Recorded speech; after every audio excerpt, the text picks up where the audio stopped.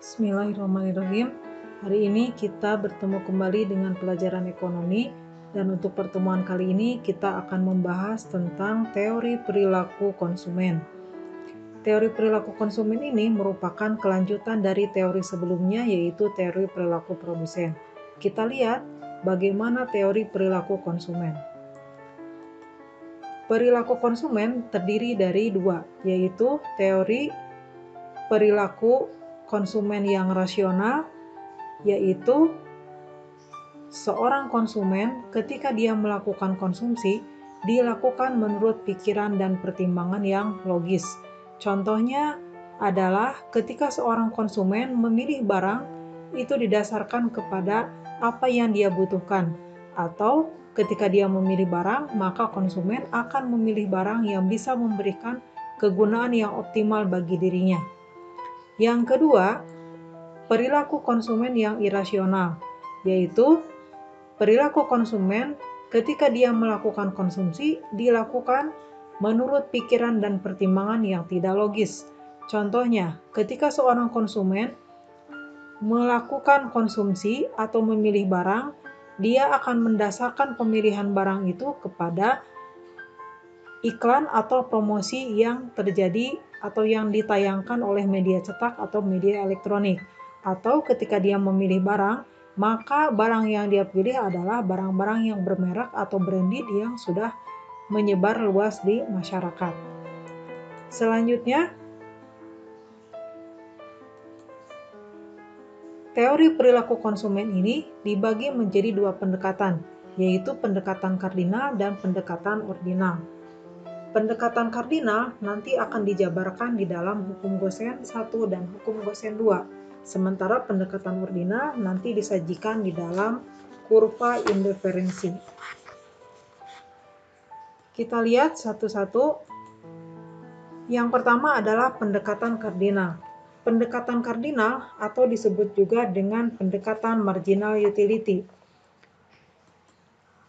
Nah, pendekatan kardinal ini adalah pendekatan di mana utilitas dapat diukur secara langsung melalui angka-angka. Nah, ini didasarkan pada asumsi bahwa tingkat kepuasan yang diperoleh oleh seorang konsumen dari mengkonsumsi suatu barang dapat diukur atau dikuantifikasi dengan satu satuan tertentu, misalnya uang, jumlah, ataupun buah.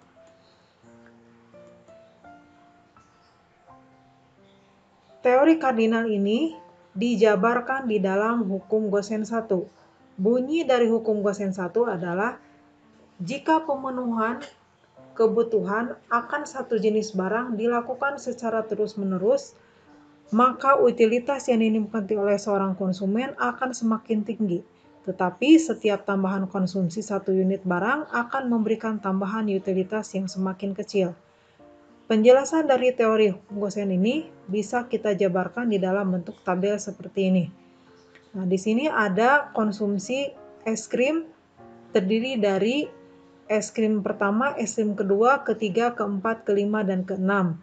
Nilai guna dari mengkonsumsi es krim yang pertama adalah 40, yang kedua adalah 70, yang ketiga adalah 90. Dan kalau kita lihat, dari mulai gelas pertama sampai gelas ke-6 dari es krim ini, nilainya mengalami peningkatan, kecuali setelah gelas keempat dan kelima nilainya tetap, dan ketika di gelas ke-6 nilai guna totalnya menjadi turun. Nah, ketika mengkonsumsi ini, ya, selain kita melihat nilai guna total, kita juga akan melihat nilai guna marginal. Cara menghitung nilai guna marginal adalah angka 40 ini dimulai dari start awal ketika kita mengkonsumsi es krim ini. Ya, jadi sama nilainya antara nilai guna total dengan nilai guna marginal.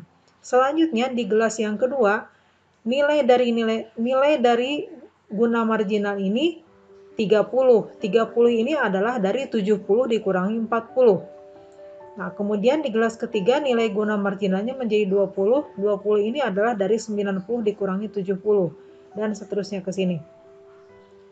Nah, maka kita bisa melihat bahwa nilai guna marginal dari mengkonsumsi es krim yang pertama sampai yang ke-6 ini pada awalnya meningkat, ya, meningkat secara guna total, tetapi kemudian nilai guna marginalnya akan semakin turun, bahkan menjadi minus ya, atau menjadi min ya. Nah, ini bisa kita gambarkan seperti ini. Ini yang biru ini adalah nilai guna total dan yang merah ini nilai guna marginal. Nah, secara sederhana kita bisa menggambarkan kalau kita mengkonsumsi sesuatu ya, mengkonsumsi barang, mengkonsumsi makanan, pada awalnya makanan yang pertama kita makan itu akan terasa enak. Tetapi karena kapasitas perut kita juga ada batas maksimalnya, maka penambahan konsumsi itu ya, yang mula-mula tadi enak, maka lama-kelamaan akan membuat kita menjadi enak ya, dan akhirnya kemudian kita akan muntah kalau terus-terusan kita memaksakan mengkonsumsi barang yang sama. Nah, muntahnya kita itu, nah ini adalah gambarannya di minus ini. Ya, itu gambaran dari hukum Gaussian yang pertama. Selanjutnya, hukum Gaussian yang kedua. Bunyi hukum Gaussian yang kedua adalah manusia akan berusaha memenuhi bermacam-macam kebutuhan sampai mencapai tingkat intensitas yang sama. Nah, contohnya adalah orang akan mendapatkan penghasilan yang kemudian akan digunakan untuk berbagai macam kebutuhan, mulai dari makan, rekreasi, transportasi, dan lain-lain. Nah, sampai semua kebutuhan itu terpenuhi walaupun jumlahnya akan berlainan. Nah, perbedaan antara hukum Gaussian 1 dengan hukum Gaussian 2, kalau hukum Gaussian 1 yang dikonsumsinya satu jenis barang, sementara kalau hukum Gaussian 2 yang dikonsumsinya adalah berbagai jenis barang atau berbagai jenis kebutuhan. Nah, pengeluaran untuk makanan, untuk rekreasi, untuk transportasi itu bisa bermacam-macam jumlahnya, tetapi ini akan berusaha untuk selalu dipenuhi. Nah, itu untuk hukum Gaussian 2. Selanjutnya, pendekatan ordinal. Nah, pendekatan ordinal adalah pendekatan yang daya guna suatu barang tidak perlu diukur, cukup hanya diketahui oleh konsumen, ya. Nah, sehingga kemudian konsumen mampu membuat urutan tinggi rendahnya daya guna yang diperoleh dari mengkonsumsi sekelompok barang, ya. Nah, jadi beda tadi kalau dengan kardinal itu ada angkanya, ya bisa diukur angkanya. Nah, kalau di dalam ordinal tidak diukur dengan angka, tapi cukup nanti bisa diurutkan mana yang lebih tinggi, mana yang lebih rendah. Nah, pendekatan ordinal bisa dijelaskan dalam kurva indiferensi.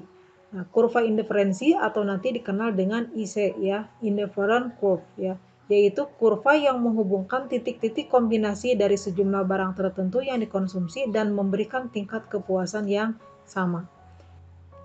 Ya, kita lihat penjelasan dari kurva indiferensi di dalam sebuah grafik seperti ini ya. Nah, di sini ada tabel konsumsi dua buah barang yaitu nasi dan roti dengan kombinasi konsumsi A, B, C, D, E, F ya. Di titik A atau di kombinasi A, jumlah kombinasi yang dipilihnya adalah 15 nasi dan 3 buah roti. Sementara yang B, kombinasi B, jumlah nasinya dikurangi menjadi 10 dan jumlah rotinya ditambah menjadi 4. Begitu seterusnya semakin ke bawah. Nah, dari pilihan kombinasi ini kita bisa lihat semakin ke bawah maka jumlah nasi yang dikonsumsi semakin berkurang. Tetapi jumlah roti yang dikonsumsinya menjadi semakin tinggi. Tetapi walaupun pengurangan nasi dan penambahan roti ini tidak mengurangi tingkat kepuasan yang dirasakan oleh konsumen. Nah, ini digambarkan ya, ilustrasi ini digambarkan ke dalam grafik seperti ini. Nah, ini posisi A, ini posisi B, posisi C, posisi D, posisi E, dan posisi F. Pilihan baik di A, di B, di C, di D, di E, dan di F ini sama-sama memberikan tingkat kepuasan yang sama. Mau nasinya yang banyak atau rotinya yang sedikit, ya, itu tetap memberikan tingkat kepuasan yang sama selama berada dalam satu kurva. Tetapi kalau nanti ternyata akhirnya ditambah ada kondisi G, misalnya kondisi G-nya ada di atas ini, di atas kurva, ya di atas kurva IC yang pertama ini, maka posisi G tentu saja memberikan tingkat kepuasan yang lebih tinggi dibandingkan A, B, C, D, E, F. Tetapi kalau ternyata nanti titiknya ada di bawah di sini ya, maka kalau ini tadi G, di sini H misalnya, maka titik H ini tingkat kepuasannya lebih rendah dibandingkan A, B, C, D, E, F, dan G. Ya, ini H di sini kalau di bawah. Nah, ini. Jadi menurut kurva indiferensi atau indiferensi curve atau tingkat kepuasan yang sama ini, selama kombinasi konsumsi dua buah barang itu ada dalam sebuah kurva, maka tingkat kepuasan yang sama. Tapi kalau dia sudah ada di atas atau di bawah, barulah itu menjadi lebih tinggi ataupun menjadi lebih rendah. Nah, itu saja untuk pertemuan kali ini. Teori perilaku konsumen. Kita bisa bertemu kembali di materi yang lain di pertemuan selanjutnya. Sekian dari Ibu. Assalamualaikum warahmatullahi wabarakatuh.